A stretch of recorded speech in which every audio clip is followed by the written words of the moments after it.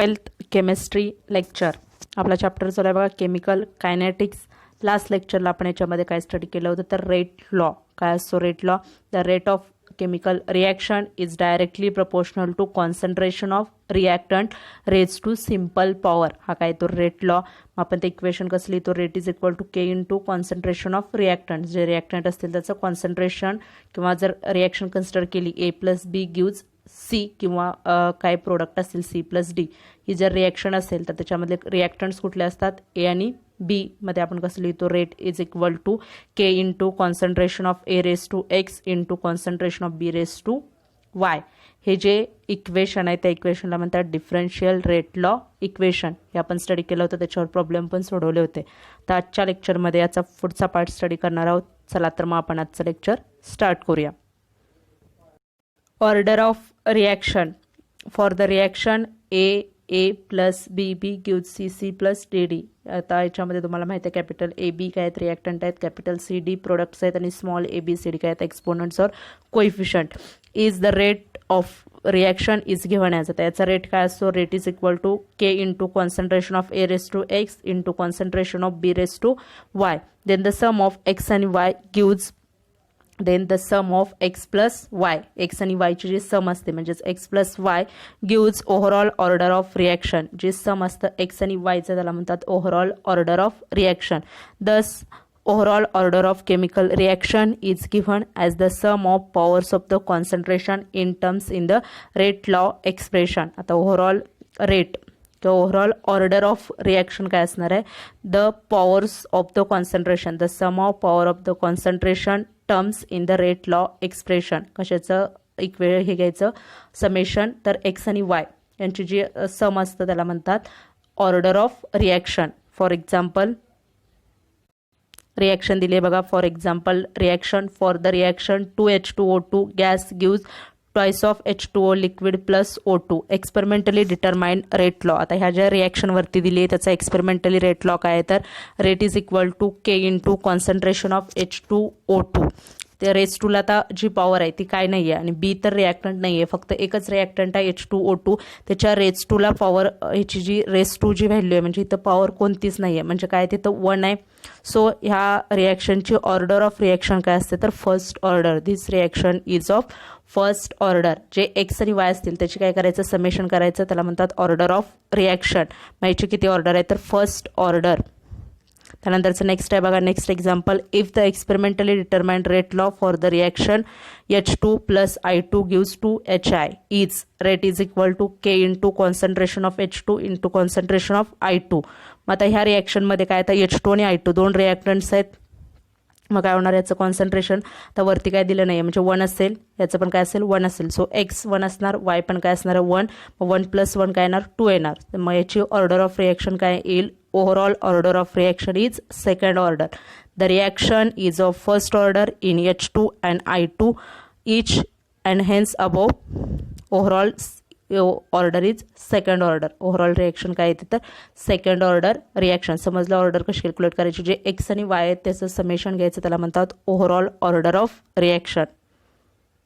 Key points about the order of reaction. The order of chemical reaction is experimentally determined. जी order असते chemical रिॲक्शनची ती कशी determine करतात? तर एक्सपेरिमेंटली. कारण रेट लॉ मधले जे एक्स आणि वाय असतात ते पण काय करतात? त्या पॉवर्स आहेत त्या एक्सपेरिमेंटली डिटरमाइन केले जातात. त्यामुळे ऑर्डर ऑफ रिॲक्शन पण एक्सपेरिमेंटली डिटरमाइन होते. नेक्स्ट बघा. The order can be integral और फ्रॅक्शन. ऑर्डर काय वेळा इंटिग्रल असू शकते किंवा फ्रॅक्शन असू शकतं. खाली एक रिॲक्शन दिली CH3CHO gives CH4 plus CO. काय ॲसिटाल्डिहाइडपासून काय मिळवले?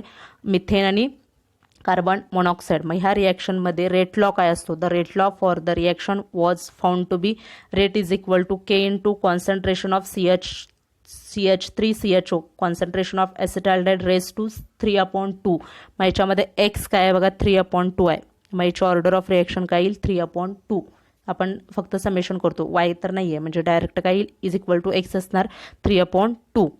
मग काय इथे ते फ्रॅक्शन व्हॅल्यू पण येऊ शकते. त्यानंतर the order of reaction can be 0. The order of reaction काही वेळा 0 पण असू शकते.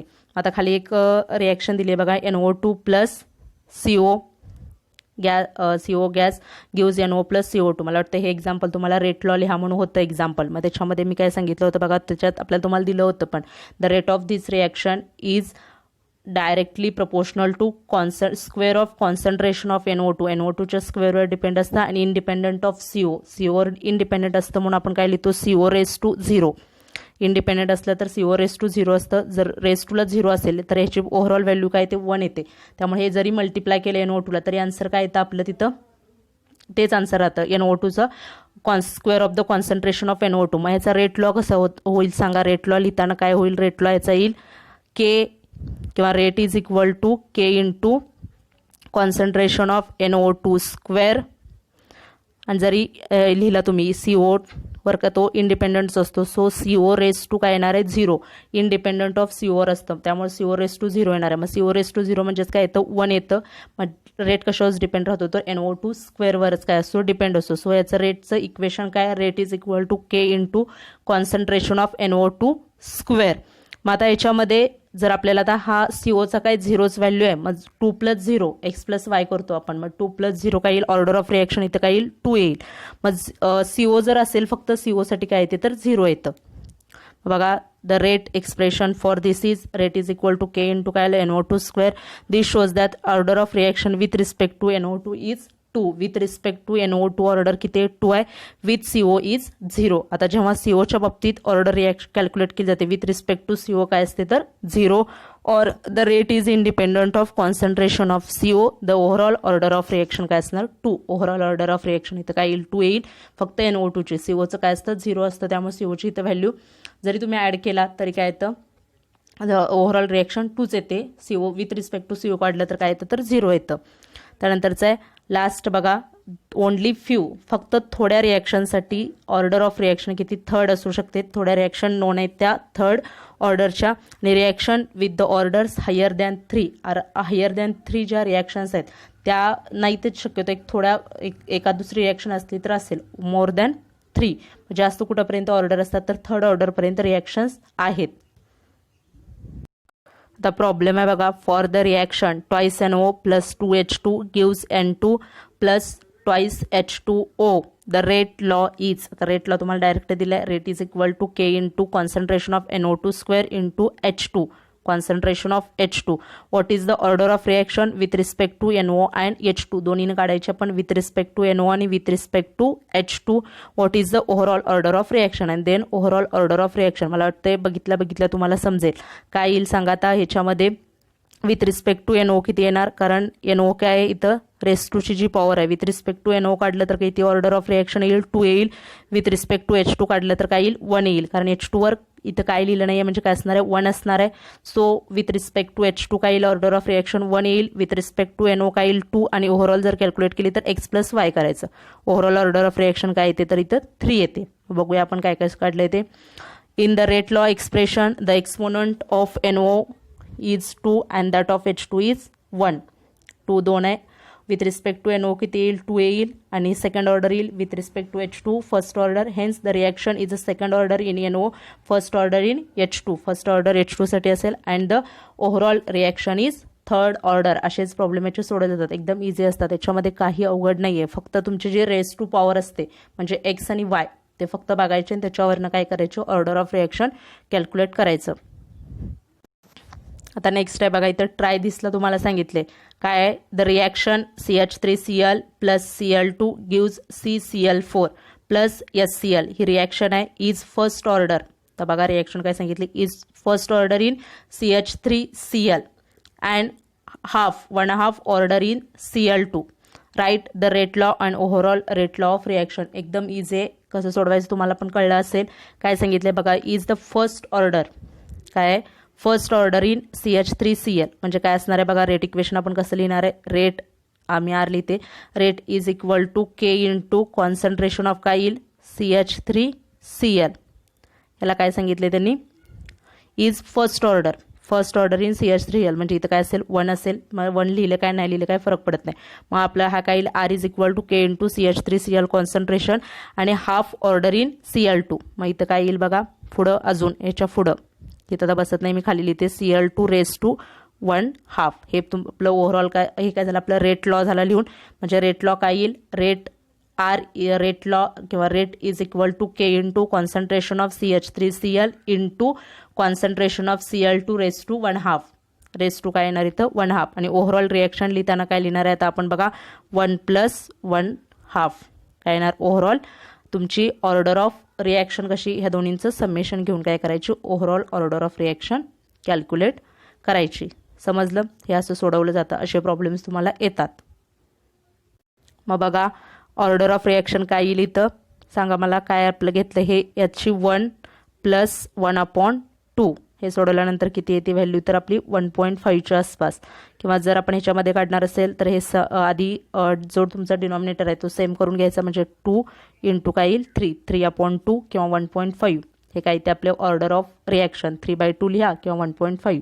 डायरेक्ट 3.2 लिहिलं तरी चालेल. ही काय तर order of, overall order of reaction. समजलं कसं कॅल्क्युलेट करायचं ते. आधी व्यवस्थित तुम्हाला त्या प्रॉब्लेममध्ये सगळं दिलेलं असतं, त्याच्यावरून आपल्याला ही ऑर्डर ऑफ रिॲक्शन काय करता येते, कॅल्क्युलेट करता येते. ऑर्डर ऑफ रिॲक्शन नंतर नेक्स्ट आहे बघा, molecularity of elementary reaction. Complex reactions are those which constituent a series of elementary reaction. आता ज्या मोठ्या मोठ्या आपण कॉम्प्लेक्स रिॲक्शन लिहितो त्या कशापासून तयार झालेल्या असतात, तर त्या सिरीज ऑफ इलिमेंटरी रिॲक्शनपासून. इलिमेंटरी म्हणजे काय, फक्त इलिमेंट्स इन्व्हॉल्व होतात, जसं की ऑक्सिजन, हायड्रोजन वगैरे. ह्या इलिमेंटच्या ज्या रिॲक्शन्स असतात त्याला काय म्हणतात, तर इलिमेंटरी रिॲक्शन्स. तर खाली रिॲक्शन्स दिलेत. Elementary reactions consider O3 gives O2 + O. त्याच्यामध्ये कोणता इलिमेंट आहे, तर ऑक्सिजन. O3 गिव्स, O3 म्हणजे ओझोन आहे, गिव्ज O2 + O. O2 म्हणजे काय, ऑक्सिजन बाहेर पडला एक आणि एक दुसरा ऑक्सिजन, असं ते O3चं स्ट्रक्चरमधून ऑक्सिजन बाहेर काढले.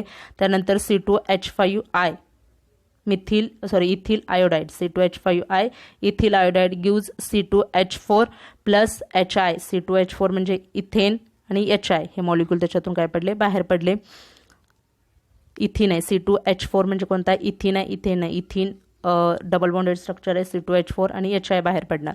These reactions occur in a single step and cannot be broken down further into simpler reactions. These are elementary reaction. तुम्हाला विचारू शकतात डिफाईन इलिमेंटरी रिॲक्शन्स काय असतं. ह्या ज्या रिॲक्शन्स आहेत इलिमेंटरी रिॲक्शन, परत आपण ह्याला ब्रेकडाऊन करू शकत नाही. हे एकच, हे लास्ट प्रोडक्ट असतं त्याच्यामध्ये काय करता येत नाही, हे ब्रेकडाऊन करता येत नाहीत. These reactions occur in a single step and cannot be broken down further into simpler reaction. ते cannot further आपल्याला simpler reaction मध्ये काय करता येत नाही, तर ब्रेकडाऊन करता येत नाही. These reactions are called elementary reactions.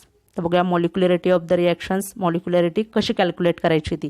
The molecularity refers to how many reactant molecules are involved in reactions. किती रिॲक्टंट मॉलिक्यूल इन्व्हॉल्व्ड होतात रिॲक्शन्स, त्याला म्हणतात molecularity of the reactions. The molecularity refers to how many reactant molecules, फक्त काय reactant molecules are involved in reaction. In the above reaction there is only one reactant molecule. These are unimolecular reactions or their molecularity is 1. आता ह्याच्या reactions आहेत बघा, O3 आणि C2H5I ethyl iodide आणि O3 ozone. एक एकच काय झालेत इलेमेंट्स किंवा रिॲक्टंट. काय बघा, हा पण रिॲक्टंट एक आहे आणि हा पण एक रिॲक्टंट इन्व्हॉल्व्ह झाला आहे रिॲक्शनमध्ये, म्हणून त्याला काय म्हणतात, तर युनिमॉलिक्युलर रिॲक्शन्स. आणि त्याची मॉलिक्युलॅरिटी किती असते, तर 1. जेवढे रिॲक्टंट स्पेसिस ॲड असतील तेवढी त्याची काय असते, molecularity of the reactions. The elementary reactions involving reactant molecules are. आता इथं रिॲक्शन्स दिलेत बघा, वरती ज्या आपण एक्झाम्पल्स बघितले त्याच्यामध्ये किती होते, तर 1च होती मॉलिक्युलॅरिटी. एक रिॲक्टंट होता त्यामुळे युनिमॉलिक्युलर आणि त्याची मॉलिक्युलॅरिटी किती असणार आहे, 1. तर खाली रिॲक्शन दिले O3 + O gives twice O2. Reaction बघा आता, O3 + O gives twice O2 आणि खाली 2NO2 आहे. 2NO2 म्हणजेच काय असणार बघा, एक NO2 असेल प्लस दुसरा NO2, म्हणजे ओव्हरऑल किती असणार आहे तिथं, ट्वाईस NO2 आहेत म्हणजे 2 असतील. इथं पण O3 + O केलं आहे म्हणजे काय, तर 2, एक O3 आणि दुसरा ऑक्सिजन आहे, असे किती 2 आहेत. सो इथं काय असणार आहे, order of element molecularity of the reaction काय असेल, तर 2 असेल. त्यालाच म्हणतात bimolecular reactions. The elementary reactions involving 2 reactant molecules are bimolecular reactions. 2 reactant molecule आहेत म्हणून त्यांना म्हणतात bimolecular reactions. Or they have molecularity as 0. त्याची मॉलिक्युलॅरिटी 0 नाही आहे, they have the molecularity is 2. त्याची मॉलिक्युलॅरिटी किती असणार आहे, 2. म्हणजे जेवढे रिॲक्टंट इन्व्हॉल्व असतील तेवढी काय असते त्याची मॉलिक्युलॅरिटी. जर 1 रिॲक्टंट असेल तर 1 मॉलिक्युलॅरिटी, 2 रिॲक्टंट असतील तर 2 molecularity. The molecularity of an elementary reaction is the number of reactant molecules taking part in it. काय असणार आहे बघा, डेफिनेशन्स आहे. The molecularity of an elementary reaction is the number of reactant molecules taking part in it. त्या रिॲक्शनमध्ये जेवढे reactant molecule असतील तेवढी त्याची काय असते, molecularity of the reaction. Order and molecularity of elementary reaction. The rate law for the elementary reaction twice NO2 gives 2 NO2 plus O2 is found to be rate is equal to K into concentration of NO2 square. कशासाठी असतो हा rate इथं, K into concentration of NO2 square.